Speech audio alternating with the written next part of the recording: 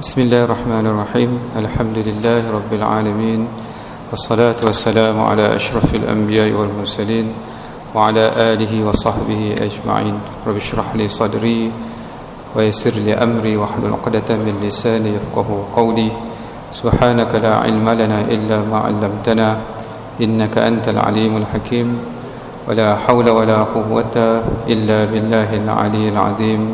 Amma ba'd. Ahyikum bi tahiyyatil Islam. Assalamualaikum warahmatullahi wabarakatuh.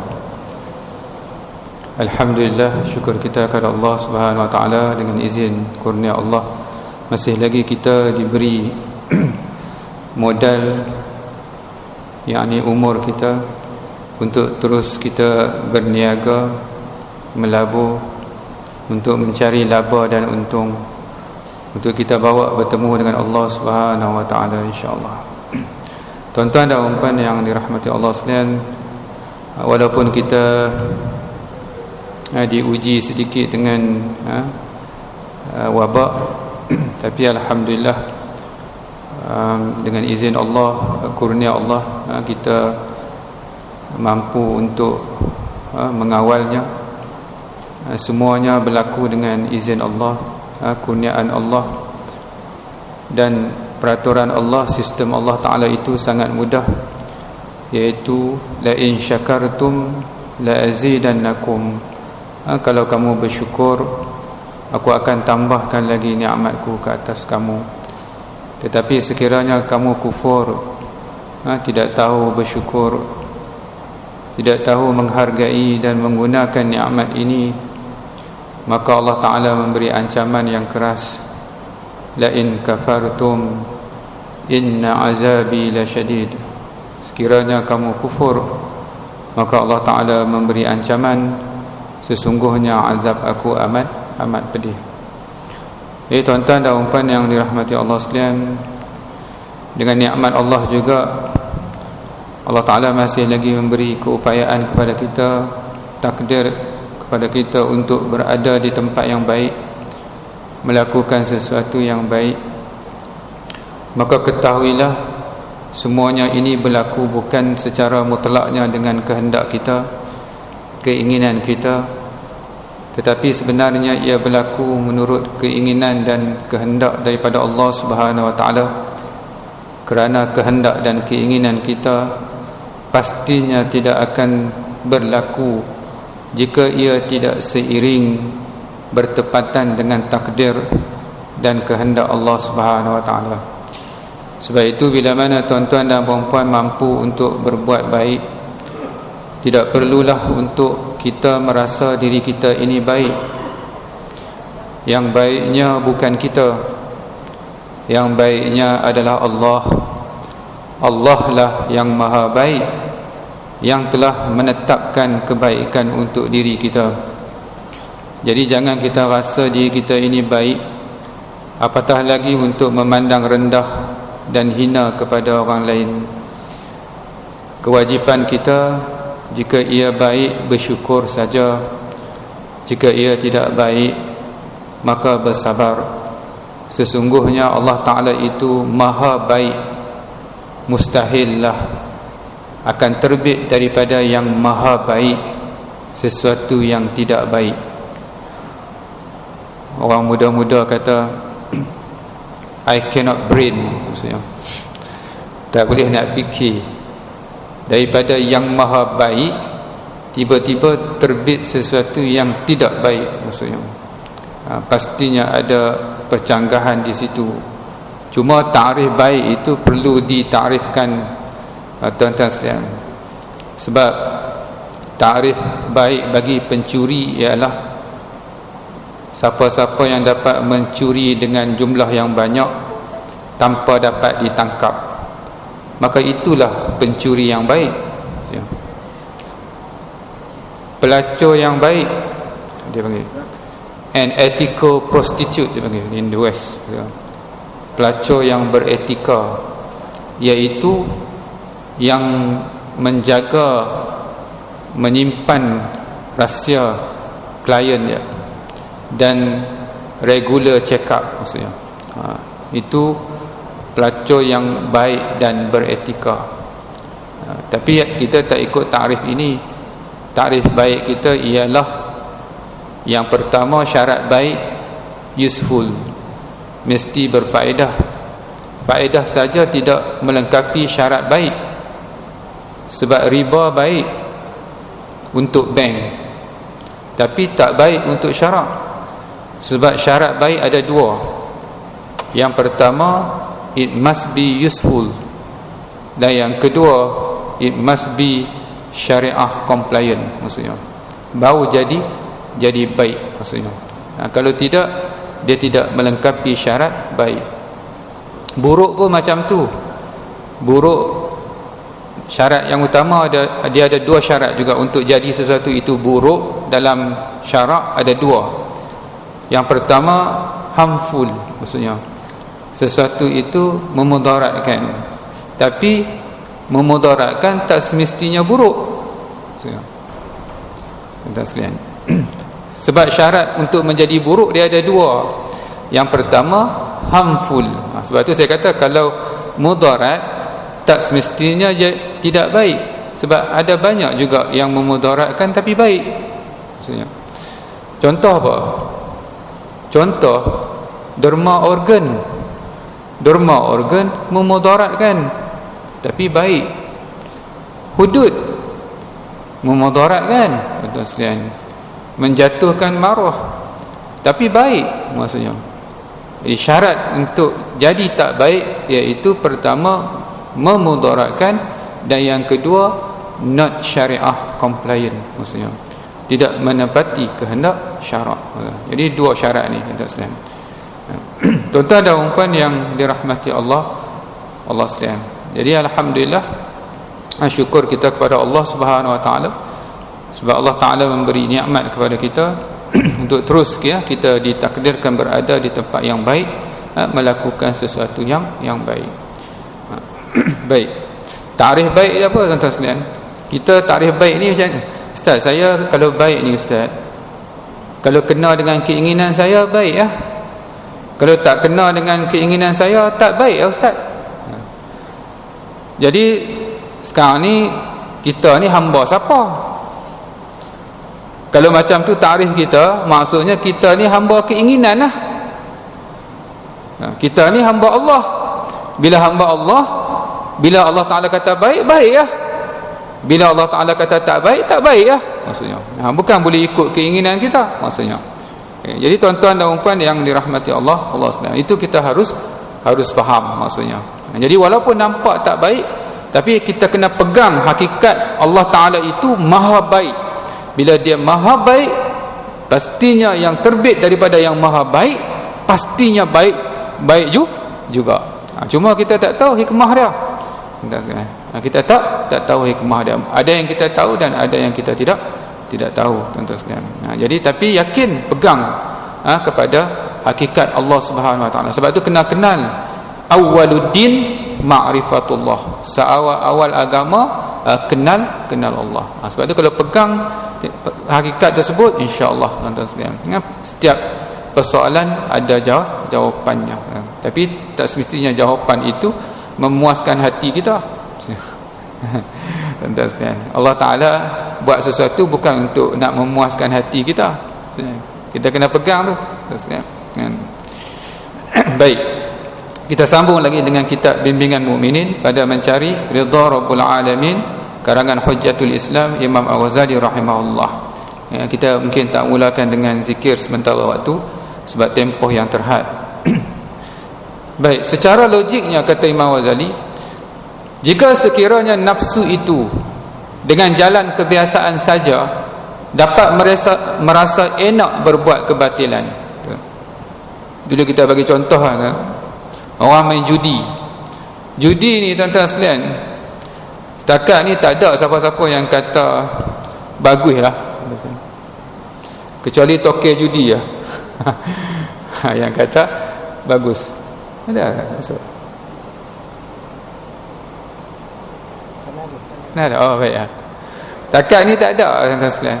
Tak bagus, tuan-tuan sekalian. Memudaratkan, tuan-tuan sekalian. Pertama harmful, and the second is not syariah compliant.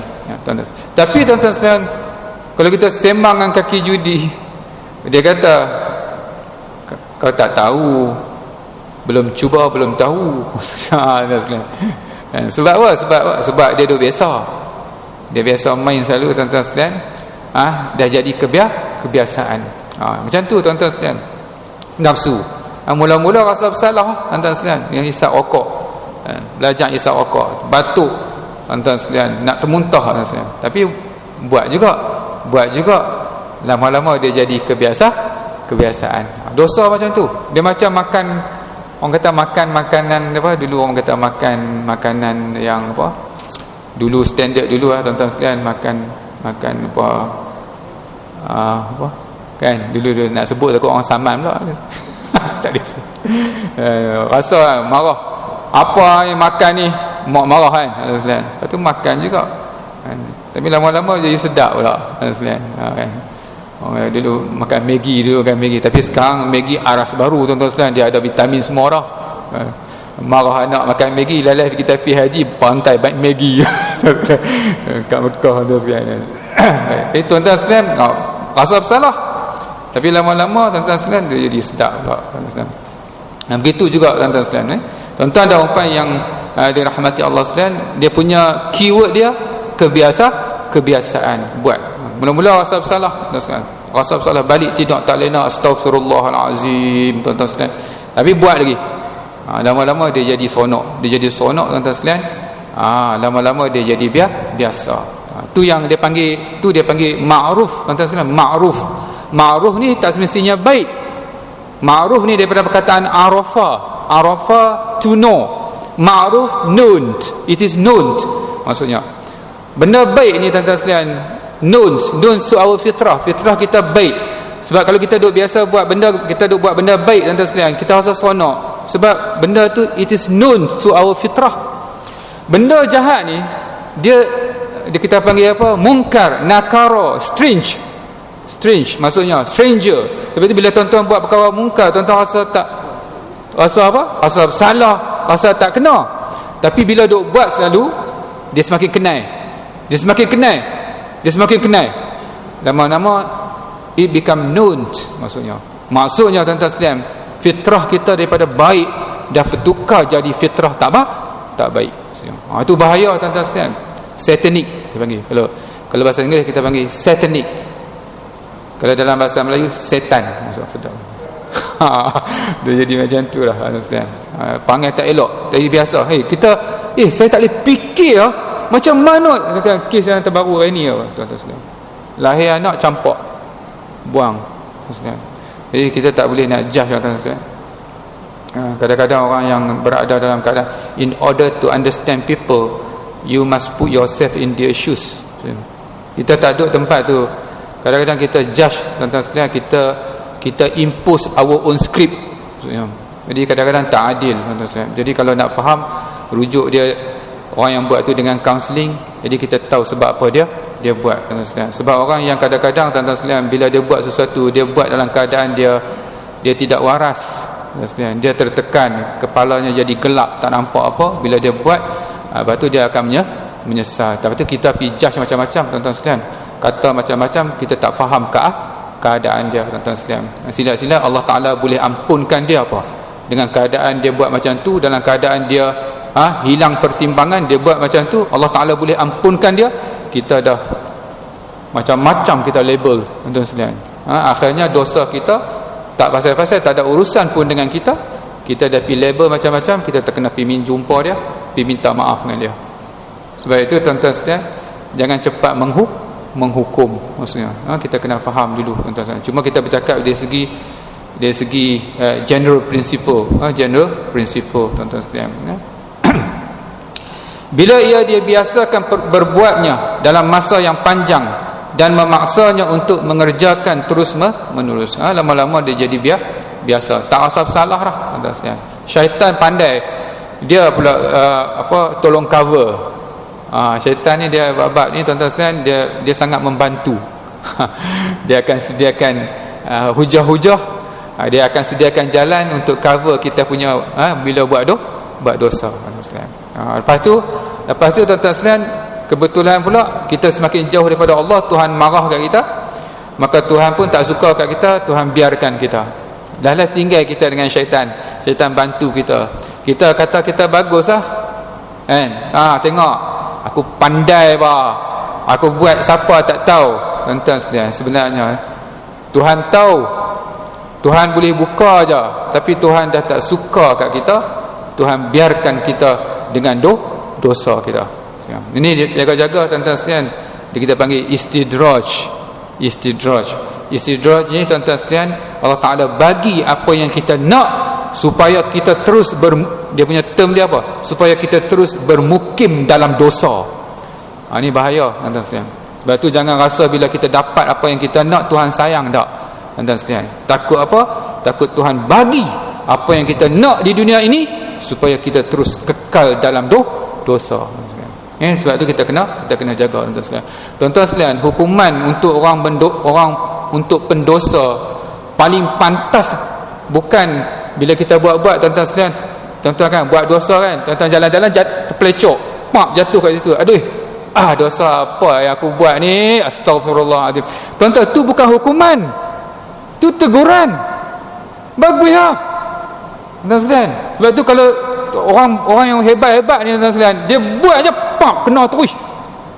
Maksudnya Tuhan sayang dia, Tuhan tak biarkan dia tuan-tuan sekalian, kena terus tuan-tuan sekalian. Buat lagi, kena, apa yang aku buat ni, astagfirullahaladzim, aku fikir benda buruk pasal seseorang, kena terus, astagfirullah. Tapi dosa, balasan yang paling teruk, dahsyat untuk orang yang berdosa ialah Tuhan terus buka seluas-luasnya pintu dosa. Sebab tu jaga-jaga tuan-tuan sekalian. Kita jangan ingat kita pandai, kita boleh tutup. Tak, sebenarnya bukan kita pandai kita boleh tutup tuan-tuan sekalian. Sebenarnya Allah Ta'ala tidak suka kepada kita, maka Allah Ta'ala terus membiarkan kita berada dalam dosa. Sebab tu tuan-tuan sekalian, kalau kita buat sesuatu keburukan, tiba-tiba berlaku terus benda yang kita tidak suka tuan-tuan sekalian, maka ketahuilah Allah Ta'ala kasih dan sayang kita. Sebab tu orang yang beriman ni tuan-tuan sekalian, dia rasa macam dia nak buat dosa tu macam dia duduk bawah bukit, nak kena hampak dengan bukit tuan-tuan sekalian. Buat je tuan-tuan sekalian, mujur bukan bukit tuan-tuan sekalian. Takat nak terpelecok, takat kena orang marah sikit-sikit, timpa benda-benda yang kita tak suka, alhamdulillah lah tuan-tuan sekalian, Tuhan tegur yang macam tu tuan-tuan sekalian. Sebab tu bersyukur tuan-tuan sekalian. Tuan-tuan dan puan yang dirahmati Allah sekalian, sahabat-sahabat dulu tuan-tuan sekalian, seminggu kalau tak ada apa-apa, yang benda yang dia tak suka, musibah, dia jadi risau. Awak Tuhan dah abaikan aku lah, Tuhan dah lupa kat aku lah. Kita lain, kita kalau setahun tak ada apa-apa, maksudnya mungkin aku ni telah mencapai makam yang dia rasa macam tu, agak rasa sugar level rendah, lepas dah ni, takat nak masuk lepas dah ni, dia rasa macam sedangkan Nabi tuan-tuan sekalian, dia sendiri rasa tak selamat, tiba-tiba kita yang macam kita ni rasa selamat, maksudnya something wrong, maksudnya kita ni lebih baik daripada Nabi ya tuan-tuan sekalian. Ini tuan-tuan dan puan yang dirahmati Allah sekalian. Malahan kecenderungan nafsu kepada perbuatan-perbuatan yang jahat itu adalah menyimpang dari tabiat yang dikira sama seperti kecenderungannya kepada memakan tanah. Barangkali juga jika manusia itu dibiasakan memakan tanah, nescaya ia akan berterusan memakannya. Ini tuan-tuan sekalian, kalau lahir-lahir tuan-tuan sekalian, beranak-beranak kan, mak kita ni lepas makan nasi dia sumbat satu sudu tanah kan, sampai makan nasi dia sumbat satu tuduh tanah. Tuan-tuan tahu apa berlaku? Sampai besar, lepas makan nasi dia makan tanah sebab dia dah jadi kebiasaan tuan-tuan sekalian. Tuan-tuan sekalian, sebab tu kalau tuan-tuan tengok orang makan, kita tengok apa, replace, believe it or not tuan-tuan sekalian, tuan-tuan jangan pergi ikut pula kan, dia makan racun tak mati tuan-tuan sekalian. Kan, kadang-kadang lama mana dia duduk belajar makan racun tu tuan-tuan sekalian, kita tak biasa pergi makan racun tuan-tuan sekalian. Sebab tu jangan ikut, masing-masing dia ada keistimewaan tersendiri tuan-tuan sekalian. Kadang-kadang ada orang tanya, Ustaz, itu ada satu forum tuan-tuan sekalian, satu forum pasal rokok, pasal merokok kan. Rokok ni apa memudaratkan, rokok ni haram dan sebagainya. Tiba-tiba ada seorang call kan, "Cik, saya nak tanya soalan ni, cik." Apa tanya soalan? Tanya, silakan kan. Saya merokok ni sejak zaman British dulu. Cak senapang dia kata. Dia kata, lama dia kata, cak senapang. Kan? Saya kata, saya ingat dia nak tanya tentang hukum merokok apa semua kan. Kan, merokok memudaratkan semua. Soalan saya, cik, macam mana nak berhenti merokok? Dia tanya soalan tu. Kalau dia tanya soalan kan, cik kata memudaratkan, saya merokok dari dulu, sihat apa? Susah nak jawab tuan-tuan kan. Nasib baik dia tanya macam mana nak berhenti, senang tuan-tuan kan. Tapi kalau dia tanya saya masih sihat apa, kata memudaratkan tuan-tuan. Jadi kalau dia tanya tuan-tuan sekalian soalan macam tu, macam mana kan? Cik kata memudaratkan, saya merokok dari dulu lagi, sihat apa? Tuan-tuan nak jawab macam mana tuan-tuan sekalian? Senang lah jawapan dia kan. Dia punya prinsip dia, all rule have exemption. Semua peraturan ada pengecualian. Ni kes marginal punya kes, tapi general principle merokok memudaratkan. Jadi tak boleh lah kita ambil kes yang marginal seorang dua ni nak kata rokok itu tidak memudaratkan. Macam orang 2-3 orang makan racun, kata racun membawa mati, saya minum racun tak mati pun, minum racun. Jadi macam tu. Jadi tuan-tuan dan puan yang dirahmati Allah sekalian, baik. Jadi dia berasa, asalnya mungkin benda itu asing, tapi bila kita duk buat selalu, lama-lama dia akan menjadi tabiat against fitrah. Lama-lama dia fitrah kita akan berubah tuan-tuan sekalian. Ini tuan-tuan dan puan yang dirahmati Allah sekalian. Hakikatnya, adapun kecenderungan manusia kepada hikmah dan kebijaksanaan serta cintakan Allah, ma'rifah dan beribadah kepadanya adalah sama seperti kecenderungannya kepada makanan dan minuman. Itu adalah satu kehendak tabiat hati dan ketentuan ilahi.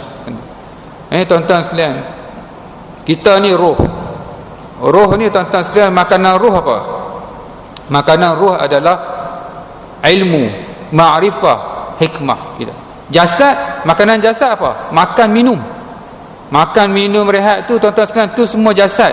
Roh, bila sebut roh ni apa tuan-tuan sekalian? Roh ni, bila sebut roh ni aku lah. Jasad bukan aku. Tuan-tuan jangan ingat tuan-tuan jangan lupa kita ni roh dan jasad. Jasad bukan aku. Yang aku tu roh. Sebab tu saya kata ni, jasad, tangan aku, kepala aku, badan aku. Maksudnya these organs belong to me. Who am I? Siapa aku? Bila sebut aku tu, aku adalah roh. Sebab itu tuan-tuan sekalian, bila kita mati, kita tinggal jasad. Sebab jasad tu bukan aku. Sebab dulu kita jadi mana ada jasad? Tak ada jasad Tuhan cipta kita dulu dalam alam roh, mana ada jasad. Tapi dengan sebab fasa seterusnya, fasa dunia, you need body. Maka Allah Ta'ala bentuk body dalam perut mak kita, dihembuskan kita masuk dalam perut tu, hidup kita. Lepas tu masuk dalam fasa akhirat, you don't need the body anymore. Maksudnya nanti bila naik sampai ke syurga, jasad ni tak pakai lah. Jasad ni tidak kalis masa. Jasad ni tertaluk kepada decay, hancur dan musnah. Maka Allah Ta'ala bentuk balik jasad, uruban atraba, bentuk balik. Sebab tu jasad dia kalis masa tuan-tuan sekalian, special jasad dalam syurga. Sebab tu bila saya kata aku tuan-tuan sekalian, bila sebut makanan aku ni, makanan kita apa? Iaitu ilmu, makrifah dan hikmah. Yang kita makan minum tu bukan untuk aku, tu untuk jasad. Sekalian. Tapi jasad pun penting juga. Kalau tuan-tuan main masjid tak bawa jasad, sudah. Mat mana mat? Ada ustaz. Tak nampak pun jasad kat rumah saya main. Sudah. Saya panggil van jenazah. Mana boleh roh main? Tuan-tuan sekalian tak bawa jasad. Tapi saya nak bagi tahu tuan-tuan sekalian, sampai satu masa Tuhan kata, "Ai balik, tinggal jasad kamu." Mana ada orang duduk dengan jasad dia selama-lamanya maksudnya. Sebab tu jaga-jaga tuan-tuan sekalian. Kita kan nak tidur malam kan tuan-tuan sekalian, kita tanya bini kita, esok nak makan apa, esok nak minum apa tuan-tuan sekalian. Tapi kita tak tanya pun roh kita esok nak makan apa, roh kita esok nak minum apa. Tak ada. Sebab apa? Sebab kita duk ingat kita tu jasad maksudnya. Sebab tu jaga-jaga tuan-tuan sekalian. Silap-silap nanti jasad kita sihat, kita balik kuih kering tuan-tuan sekalian. Bertemu Allah miskin tuan-tuan sekalian, tak ada apa. Sebab hidup dan matiku kerana jasadku. Dulu saya suka guna jasad, saya suka guna unta, supaya tuan-tuan nampak hidup dan matiku kerana untaku. Kerja teruk-teruk tuan-tuan sekalian, semua untuk unta. Makan untuk unta, tidur unta, selesa unta. Unta nak apa? Esok unta nak makan apa? Kan tuan sekalian. Tapi roh tak fikir nak makan apa esok, nak baca Quran apa semua, majlis ilmu mana ni, PKP ni tuan sekalian 3 bulan. Kan beramai roh yang kuih kering. Jasad, jasad tak ada masalah. Dia ada Grab food kan, Grab food hantar mai kat rumah tuan sekalian, no problem. Unta order makanan unta sampai tuan sekalian. Tapi makanan roh macam mana? Ada juga kalau rajin cari, kalau dia connect, aku ni roh, aku kena cari makanan aku juga. Dia cari, jumpa dalam YouTube tuan sekalian, online punya kuliah dia cari, sebab itu makanan dia. Tapi kalau yang tak tahu cari, kuih kering 3 bulan, roh dia kelaparan tuan sekalian. Sebab tu dia ternanti-nanti bila nak buka masjid. Bila buka masjid dia tak mai kok. Tuan-tuan dan puan yang dirahmati Allah sekalian, baik. Itu adalah satu kehendak tabiat hati dan ketentuan ilahi. Sedangkan kecenderungannya kepada ketentuan syahwat adalah asing daripada zatnya dan semacam perkara baru mendatang kepada tabiatnya. Tuan-tuan sekalian, roh kan suka majlis ilmu, suka main masjid, dekat dengan Allah. Tuan-tuan sekalian, macam perut mana yang tak suka makan, perut mana yang tak suka minum. Tiba-tiba perut tak nak, bagi makanan tendang. What's wrong with the stomach? The stomach is sick. Perut sakit. Bila perut sakit, dia tendang apa yang dia suka, tak mau. Sebab tu ilmu tuan-tuan sekalian, roh ni asal dia memang suka dekat dengan Allah. Ya Allah, bahagianya ya Allah, tenangnya ya Allah, seronoknya ya Allah. Tapi tiba-tiba roh dah tak seronok lagi. Baca Quran rasa rimas dah, datang masjid pun tak seronok dah. Sebab apa? Sebab roh sakit maksudnya. Roh sakit tuan-tuan sekalian. Jadi kena rawat tuan-tuan sekalian. Sebab tabiat roh asalnya dekat dengan Allah. Sebab dia kenal Allah. Sebab tu bila Allah tanya di alam roh, alastu bi rabbikum, dia jawab, semua jawab, qalu bala syahidna, kami bersaksi engkaulah Tuhan kami. Dia jawab, bukan dia jawab macam dia jawab tu maksudnya mengandaikan dia tak tahu apa yang dia jawab. Bila roh jawab qalu bala syahidna, maksudnya roh mengandaikan dia tahu siapa yang dia jawab itu. Ya, aku bersaksi engkaulah Tuhan kami. Tapi bila lahir dia terlupa sekalian. Maka Tuhan hantar Rasul untuk mengingatkan roh-roh tentang janji dia. Ustaz, Rasul tak ada dah Ustaz? Dah. Al-ulama warasatul anbiya. Maka ulama selaku pewaris Nabi mengingatkan kita tentang janji-janji kita dengan Allah maksudnya. Tuan-tuan dan puan yang dirahmati Allah sekalian, baik. Sebenarnya makanan hati adalah hikmah, ma'rifah dan kecintaan kepada Allah. Tetapi hati itu suka berpaling daripada tabiatnya disebabkan satu penyakit yang menjangkitinya, seperti seperti jangkitnya penyakit di dalam perut, sehingga perut tidak inginkan makanan dan minuman, padahal kedua-duanya itu punca bagi kehidupannya. Maksudnya dah lari daripada fitrah tuan-tuan sekalian, tak seronok lah tuan-tuan sekalian. Sebab Sepatutnya bila tengok orang gembira, kita tumpang gembira. Tapi bila kita tengok dapat berita orang gembira, kita jadi sedih. Pelik. Orang sedih kita gembira, orang gembira kita sedih. Ni dia panggil penyakit SMS. Suka melihat orang sedih, sedih melihat orang suka. Penyakit hasad dengki, penyakit tertua, tuan-tuan sekalian. Passion pertama dia iblis. Dengan sebab penyakit inilah Adam dan Hawa dengan syaitan tercampak keluar daripada syurga. Alang-alang celup kasam biar sampai ke pangkat lengan.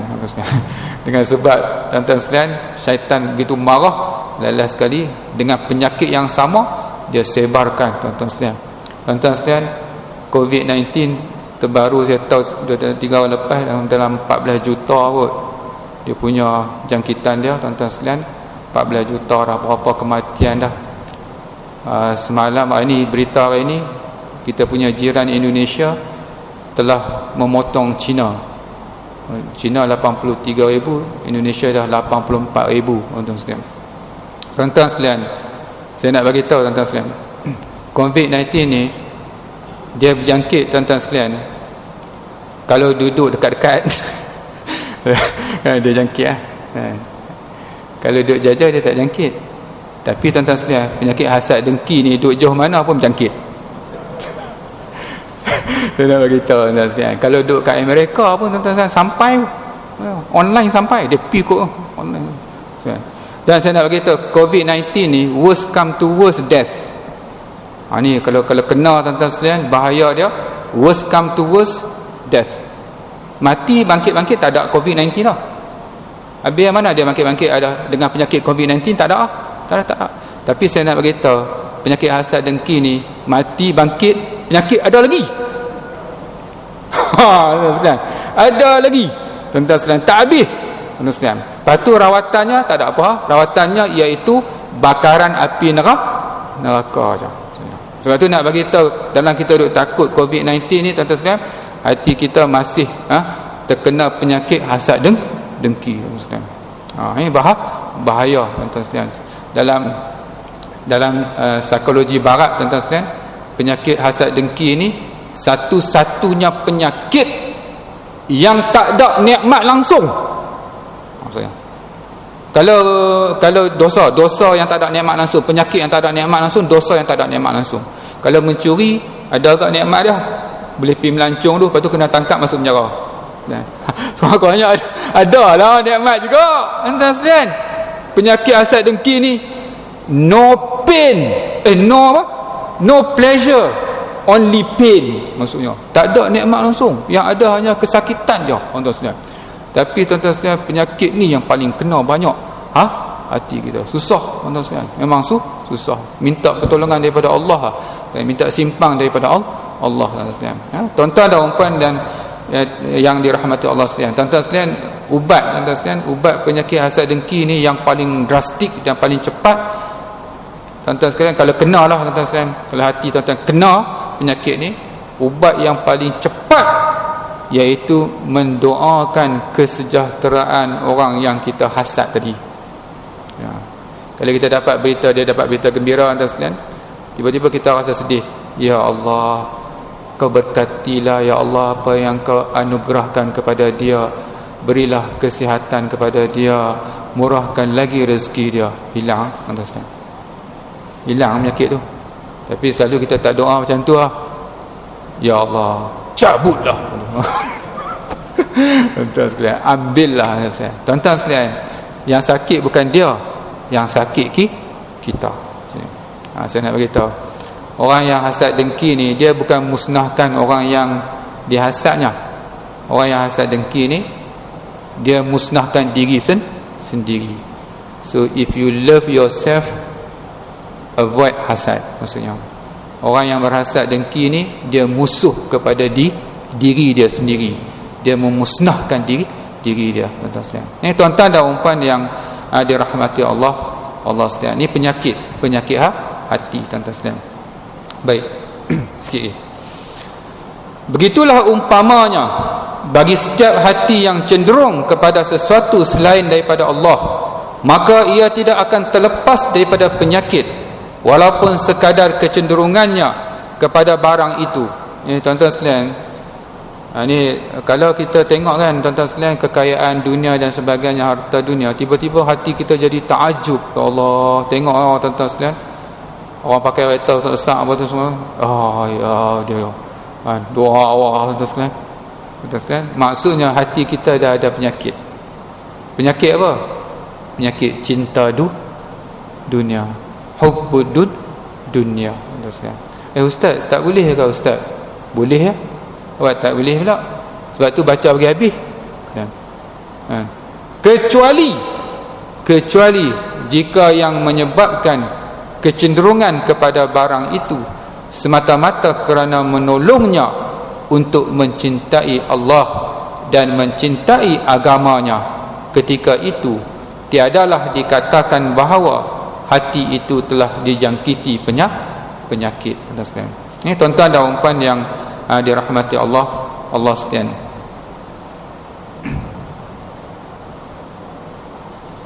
Baik sikit ya. Kita berhenti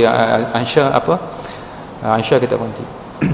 Baik, tuan-tuan dan puan yang dirahmati Allah sekalian. Jadi tuan-tuan sekalian, kalau tengok orang yang hebat-hebat, orang kaya apa semua, tuan-tuan sekalian, tengok kalau dekat dengan Allah, sangkut dengan Allah, itu tak apa. Tapi kalau kita tak sangkut dengan Allah, takut-takut hati kita telah terkena penyakit cinta dunia, tuan-tuan sekalian. Ini baru 2-3 hari ni tuan-tuan sekalian, Ustaz Abid Liu dia melancarkan dia punya supermarket, tuan-tuan sekalian. Kita tak rasa dengki pula, tak rasa dengki, malah kita mendoakan supaya urusan dan perniagaannya menguntungkan. Sebab apa tuan-tuan sekalian? Sebab dia memberi manfaat pada orang lain. Tapi kalau kaya tetapi memudaratkan tuan-tuan sekalian, maka kadang-kadang kita jadi apa? Dan kalau ikut Imam Ghazali tuan-tuan sekalian, kita boleh berhasad dengki kepada seseorang yang kaya tetapi menggunakan hartanya pada jalan kemudaratan. Dibolehkan. Ya Allah, kalau begini hasil ataupun akibatnya, ya Allah, kau ambil baliklah ya Allah. Boleh, dibolehkan tuan-tuan sekalian. Sebab itu jaga-jaga tuan-tuan sekalian, kalau kita kaya tetapi memberi manfaat kepada orang lain, maka orang lain akan mendoakan terus kekayaan kita. Tapi kalau kita ni tuan-tuan sekalian kaya tetapi memudaratkan, tuan-tuan sekalian, kekayaan kita itu tidak berkat, maksudnya tidak berkat. Tuan-tuan dan puan yang dirahmati Allah sekalian, kaya lebih baik daripada miskin. Ini hakikatnya tuan-tuan sekalian. Kaya lebih baik daripada miskin. Kenapa ustaz? Sebab orang kaya boleh buat apa yang orang miskin buat, tetapi orang miskin tak boleh buat apa yang orang kaya buat. Zaman Nabi macam tu tuan-tuan sekalian. Orang miskin kan, bila Nabi kata, "Oi, beri sumbangan ni peperangan." Orang kaya bagi harta, bagi harta banyak. Orang miskin tengok, kami tak boleh nak bagi apa-apa ya Rasulullah. Salah tak apalah, kamu balik tasbih apa semua, istighfar, tasbih semua kan. Tak apa, lega habis, balik tengok orang kaya pun tasbih juga kan. Macam mana ni kan? Kaya dah lah bagi harta lagi, lepas tu lepas boleh berzikir lagi. Kami pun berzikir, tak boleh bagi harta kan.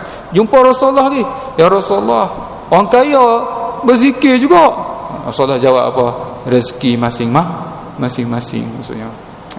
Ini tuan-tuan dan puan yang dirahmati Allah sekalian. Tuan-tuan sekalian, kaya ni bukan tanda Tuhan suka, bukan tanda nikmat. Kaya bukan nikmat, sihat bukan nikmat, lapang bukan nikmat. Nikmat ni kalau dia bawa kepada Allah baru nikmat, kalau tidak musibah. Jangan kaya. Kalau kaya itu nikmat, Firaun lah yang paling banyak nikmat, Qarun lah yang paling banyak nikmat. Tak, tuan-tuan sekalian kan, Qarun ni Firaun ni tak pernah sakit kata, sakit kepala pun tak. oh hebatlah tuan sekalian, dia yang paling Tuhan sayang. Mana ada, sebab dia bergantung ke mana dia bawa kita. Dia bawa kita kepada Allah, dia jadi nikmat. Kalau dia bawa jauh pada Allah, itu namanya musibah. Sebab tu jangan tertipu tuan-tuan sekalian, jangan tertipu. Bergantung ke mana dia membawa kita tuan-tuan sekalian. Tuan-tuan dan puan yang dirahmati Allah sekalian. Moga Allah Taala melindungi kita daripada penyakit-penyakit cintakan dunia ini tuan-tuan sekalian. Tuan-tuan dan puan yang dirahmati Allah sekalian. Ramai dia. Saya ada jam kan. Tuan-tuan jangan duk asyik tengok jam, saya risau tuan-tuan. Saya tahu insya-Allah 8.45 saya berhenti. Tuan-tuan tak payah tengok. saya kat kelas saya partikular tentang jam tuan-tuan. Saya selalu habis kelas sebelum habis waktu. Ini insya-Allah ni ada jam depan saya 8.45 lah. Baik, tuan-tuan dan puan yang dirahmati Allah sekalian. Baik. Yang sudah pasti untuk berubah perlukan latihan diri, memaksa sehingga menjadi tabiat. Hal ini terkira antara keajaiban hubungan hati dan anggota badan, tidak bergerak kecuali menurut kemahuannya. Demikian juga setiap perbuatan pada anggota terkadang-kadang terpengaruh pula pada hati, dan demikianlah seterusnya.